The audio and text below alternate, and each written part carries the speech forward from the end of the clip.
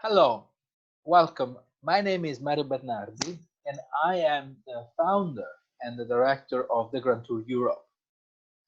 This is the first of a series called the Quarantine Talks, where I will be giving virtual tours using virtual reality, Google Maps, and a few other online tools in order to explore some of Italy's and Europe's masterpieces, monuments, and churches, some of the most important places in Europe that we normally visit during our tour. So, um, given the present situation, we won't be able to travel for a few more months, and I thought that this could be a great opportunity to give people a bit of relief and a bit of joy thinking about their future travels and giving insights and tips. This series is completely free. Anyway, if you want, uh, you can, let me just share my screen for a bit. So, um, on our website, you can follow us, you can follow our YouTube channel, you can follow our Facebook page. You find everything on the website. The website is thegrandtoureurope.com, and you will find the videos on our pages as well, on our blog. And if you want to have a private virtual tour, virtual guided tour, just for you or for your friends, um, you have there's the possibility to do so online. You can book it on our website, or you can just drop us an email for for more information, and I'll be glad to give you every detail. You can arrange a private virtual tour about possibly any subject about monuments and museums in Europe, and it'll be a live show just for you and for your friends. But you will be also able to interact and basically ask any question you want. It would be myself or one of my expert guides. This is uh, this first talk today would be about a masterpiece by Caravaggio. This is because my friend Renzo gave me the idea of doing this series. He's a very fond of Caravaggio, and as our connection is originally through Naples, through the school that we both attended, although in different years, I've chosen a masterpiece that is actually in Naples, and it's the Seven Acts of Mercy that can be found in the Piemonte della Misericordia in Naples. Now, Caravaggio traveled a lot to spend most of his life in artistic life in Rome, or the first important years of his working life in Rome. Let me share again my screen, and using the online tools. This is the official website of the Piemonte della Misericordia. You could see a picture of the inside where the altarpiece is right at the center of the altar. It's not very easy to see it in person because it's quite far from the people, as most artworks kept in churches are. One of the things that I really love about this artwork is that to get to it, you have to walk through the center of Naples, which gives you really a feeling of a city. And there's the contrast between the misery, the dirty alleyways, the poverty of some of these areas compared to the some grand palaces. So you come from this busy street with cars, scooters, lots of people, not so much lately, but will be soon again. This Via Duomo, where is there's the main cathedral of of Naples with the Treasure of San Gennaro, and just not far from it, there is the actually just a block away. There is the chapel of the Piemonte della Misericordia, which has a church in itself. The Piemonte was established in 1601 by seven wealthy nobles of Naples, all aged between 20 and 30 years of age, so they were quite young, and they put together quite a remarkable sum to be used to support the poor. Naples at the time had something like 300,000 inhabitants, was one of the largest cities in Europe, but also had large masses of people who couldn't afford even the basics. So there were tens of thousands of people relying almost exclusively on charity. Now, the Piemonte, we can see it by music. We'll see. We are now here on a balcony of someone's house. I didn't know that. I just discovered this week that now Google, you can actually go inside. Google has, you know, pictures of people's houses, or this probably the Airbnb of some sort.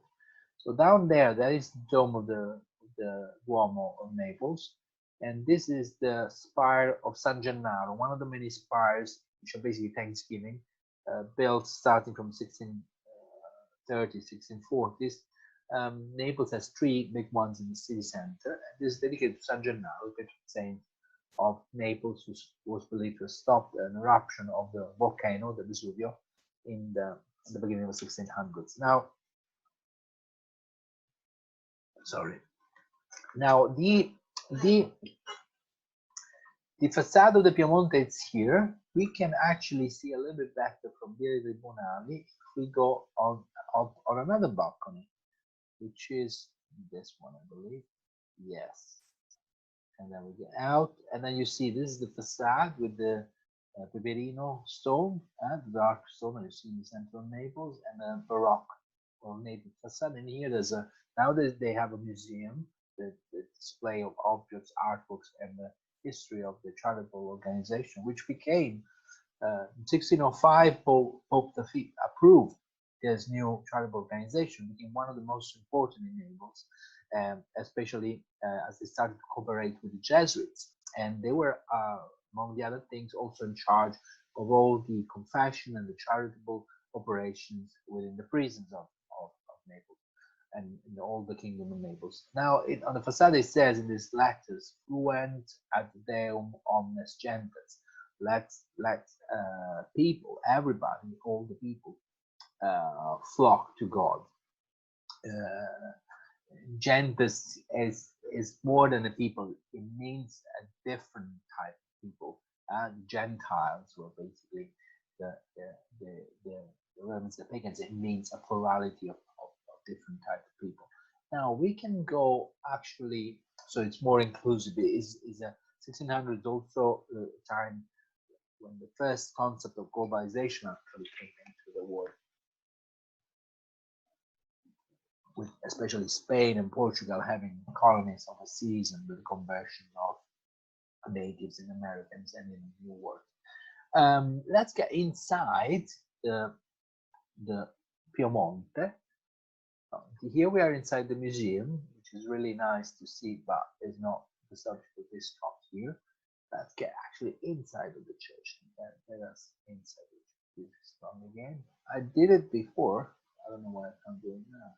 Yes, here we are. We are inside of the church, which was finished in September 1606. And just a month later, Caravaggio arrived in Naples from Rome, where he had to escape. He had to flee, and I'll tell you what. You could see the church is an octagonal church with this beautiful, very neat shape, and a beautiful marble floor, pretty baroque, with all these ornated and bright colors. And down there, up there on the main altar, there is the masterpiece by Caravaggio. Now I will use, first I want to show you the image that is on the official website here.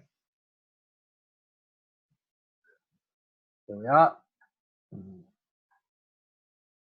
So Caravaggio had a lot of trouble with the police, and he ended up in jail a few times while he was in Rome.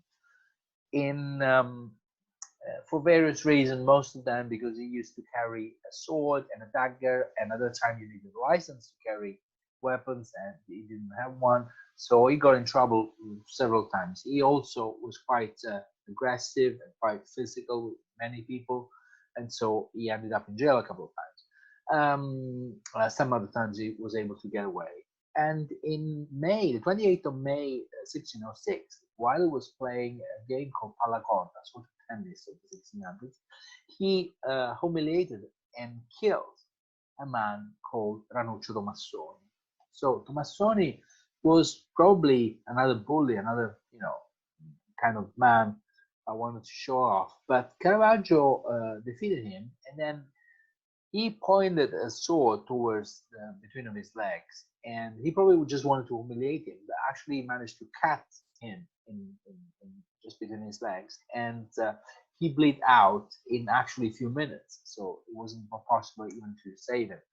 So Caravaggio probably stayed in Palazzo Giustiniani, one of the palace which is just a block away from the Pantheon, and it's nearby the place where the murder took place in Piazza Firenze, just 2 blocks away from there, for about 3 days. And eventually the Colonna family, one of the wealthiest, most important noble families of Rome, gave him hospitality before in Rome, before then taking him to the outskirts of the city. We're not sure if it was in Paleano or if it was in Zagarolo or in another one of the properties under the protection of the Colonna family.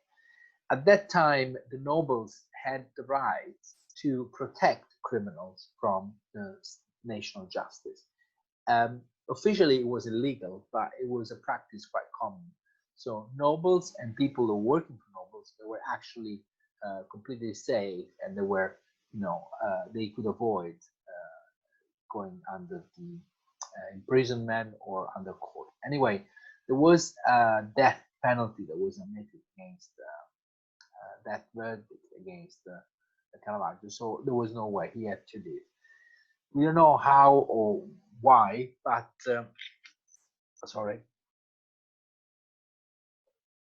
Caravaggio arrived in Naples in October 1606. He had a friend called Giovan Battista Marino, who was the greatest poet of the 1600s, the author of De Adonis, a very Baroque artist in the sense that his poetry is quite rich, it's quite descriptive, exactly like Baroque art. And they had a common friend called Giovan Battista Manzo. Manzo was a Roman Neapolitan noble, and he was also a very influential person in Naples in the beginning of 1600. He was one of the founders of the Monte, della Misericordia.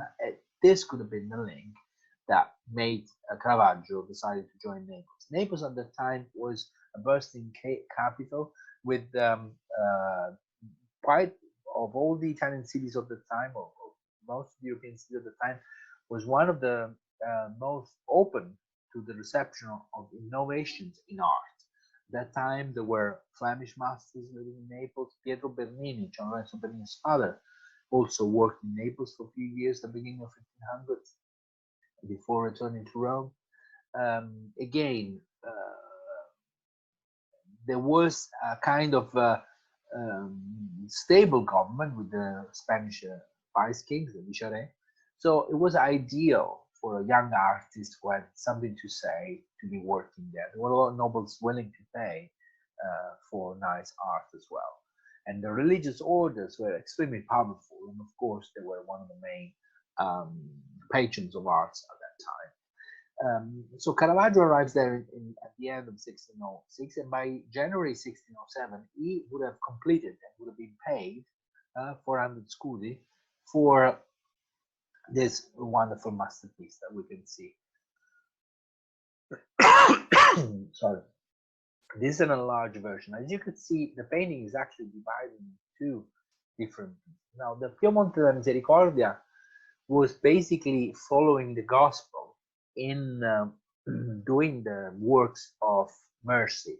Works of mercy are basically actions of mercy that you are supposed as a good Catholic, as a good Christian, to be performing because of the poor, and is based on Matthew 25, where of course Jesus says you have to give hospitality to people, whatever you would have done to one of my brothers, and you would have done it to me. Because of course the disciples asked Jesus, how do we care about you? How do we give you food? How do we give you shelter? How do we help you in some sort? He said, whatever you would have done to my brothers, you would have done that to me. It's basically one of the core principles of Christianity, being charitable, being good to others. And Caravaggio interprets this scene in a very innovative way. Traditionally, this subject would have been either representing an allegory of the seven works of mercy, or basic, representing the Madonna della Misericordia, the Virgin of Mercy. Usually, she had a large cape open, like a sort of umbrella, in a symbol of giving shelter, protection to people. In this case, he united these two subjects because, of course, on many altars you need to have. Usually, you have a painting of a Virgin Mary, of a Jesus Christ, of the Trinity. You have to have an important saint on the main altar. You cannot just have something like narrative, like the part below. And you can see that the painting having like two different parts reminds me of another artwork which you can find in Rome, which is the Transfiguration by Raphael, where Raphael creates this scene of the higher part with the appearance of Jesus and the disciples, and then the prophets, and then the bottom, the disciples, and the performing of a miracle.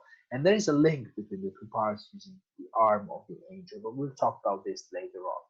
So as we say, I'll be using now another tool. It's Google Arts and Culture, that has thousands of resources. In this case, there's kind of a walkthrough where you can see incredibly high-res details of the painting. This is something that you cannot actually do in a live guided tours, in a real person, if you visit the place, because the painting is so much far away. So I really recommend you to go through this website, these online resources. Now here we have another image of the seven works of mercy, and you see that this picture here is a little different than the one of the Piemonte. This is a bit brighter. This will allow us to walk through every detail. Now, on the top, as I said, there's the Virgin Mary with with Jesus Christ, which usually in the Madonna della Misericordia and Madonna of Mercy, you don't usually have that. And then two angels holding each other. We'll go through them later on. Below there are the seven works of art, seven works of mercy, or seven acts of mercy, represented in a very unique way. First of all, we have Pero and Cimone. Cimone was condemned in Roman times to death by starvation, and so the young daughter of Pero, visited her father, and because she was not allowed to carry any sort of food the gods were taking off her, she offered her own breast milk to him. And Caravaggio puts a detail here of the drop of milk on the old man's beard. It's kind of weird, I know, but it's a symbol of charity, of a daughter feeding her own father, so giving back basically a bit of life to the father, and at the same time visiting someone who's in prison, in jail. Here you can see the bars of the prison. Pero, she's looking towards the light. The light in Caravaggio has a theological meaning, represents God's grace. So all the characters who are receiving of giving mercy, they are invaded by this light. So the light, the grace, God's grace that blesses them with that. But Pero is kind of surprised. She has the mouth open. She has an expression. She's a bit of afraid of being discovered. On the other side, so she's looking like in the mouth open. The other way, she's kind of surprised of, basically seeing all this other group here. It's an element that adds a lot of drama, a lot of brings really to life this episode by having someone in a kind of realistic expression like this. In the background, we have a priest wearing the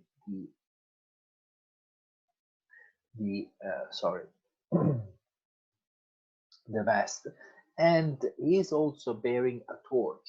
Now, and we go the other way. Yeah, you can see he's bearing a torch. So we have two elements of light here. We have the light from top left, which is a divine light, and then we have a human light. This light also symbolizes the faith.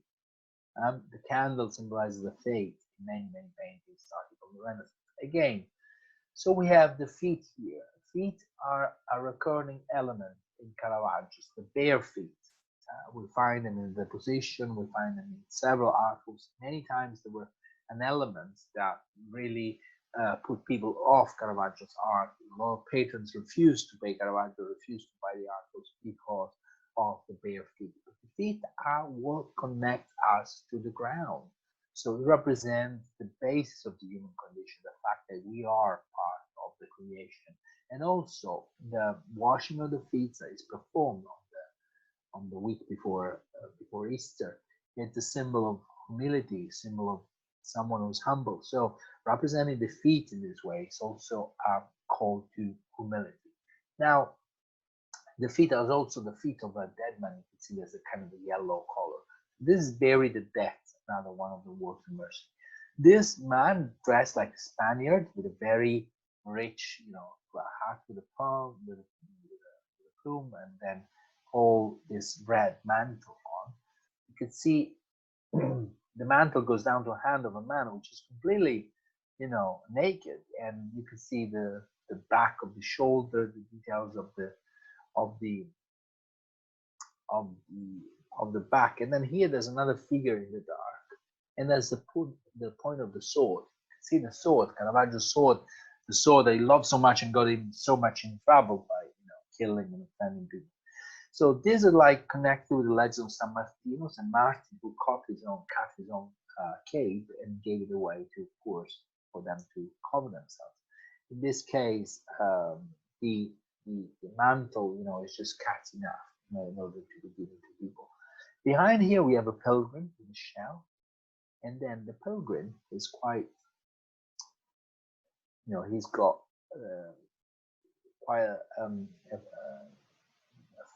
face with the emaciated face. So basically, look at someone hasn't slept or rest for a while, and in front there's this kind of podgy guy here, you see, which is showing with the finger his own place. So he's telling to the pilgrim that he could stay there. The shell is the symbol of the pilgrimage to Santiago de Compostela, which is still nowadays very popular route of pilgrimage. So it represents again the works of giving shelter to people who are in need. And here again, giving drinks to thirsty people. This is Samson, as you will see in the Old Testament, that was by miraculously given water by God through animal bone that had miraculously water from it. And you can see the detail on the face is really impressive. With just little dots of white, he was able to represent the water, and then you see also a little spark in the eye.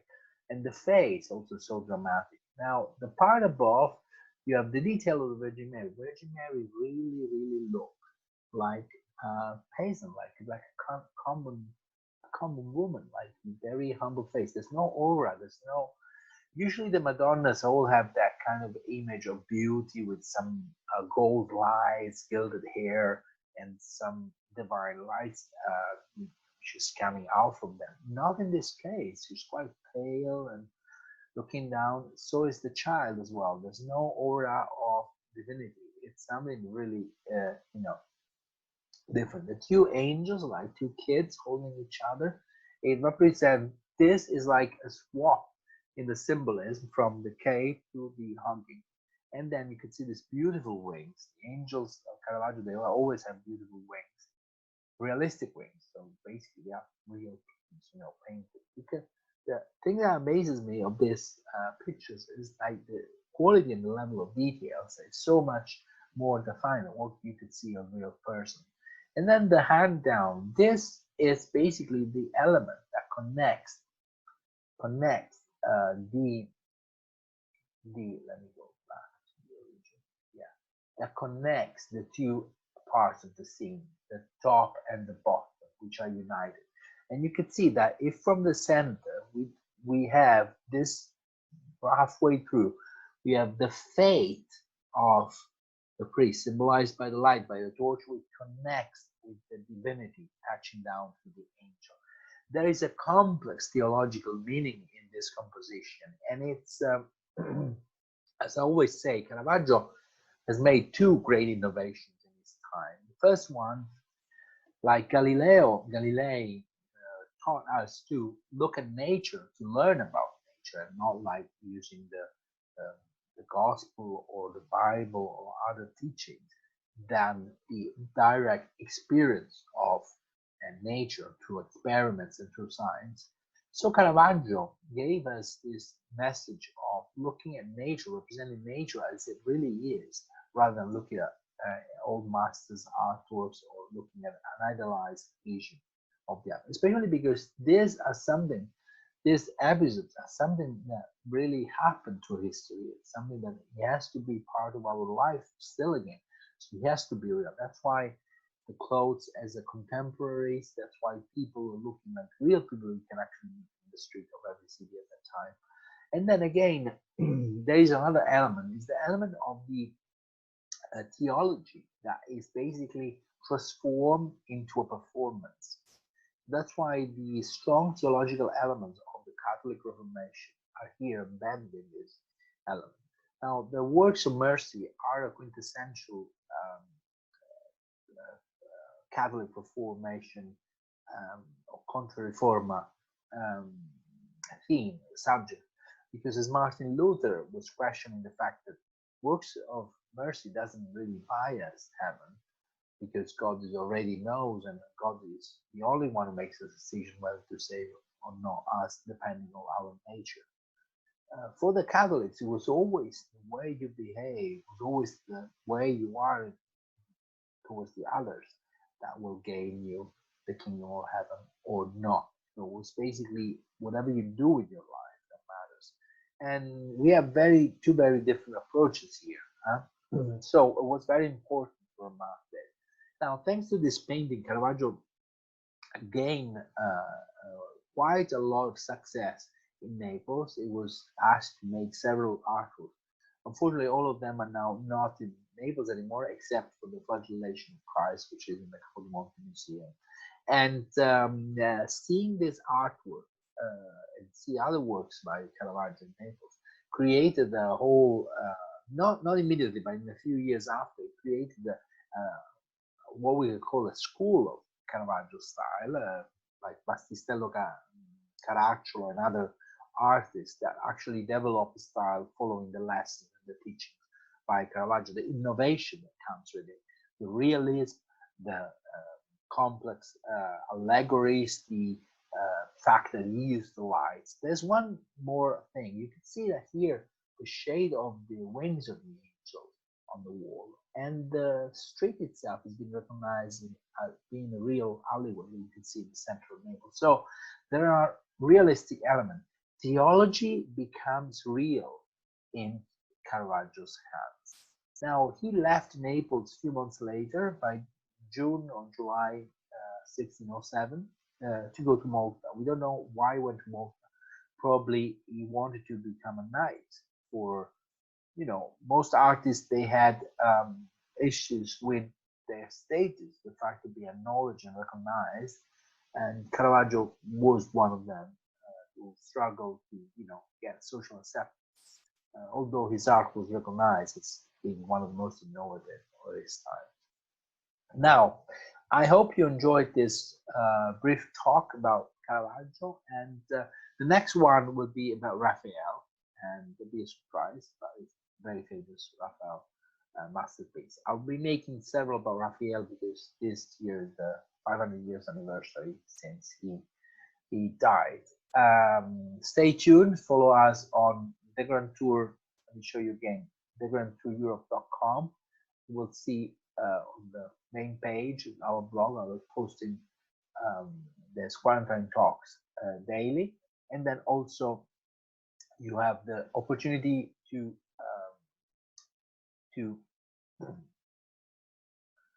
book a private virtual guided tour. So I'll be walking through important masterpieces like this. Is everything for today. Take care. Ciao.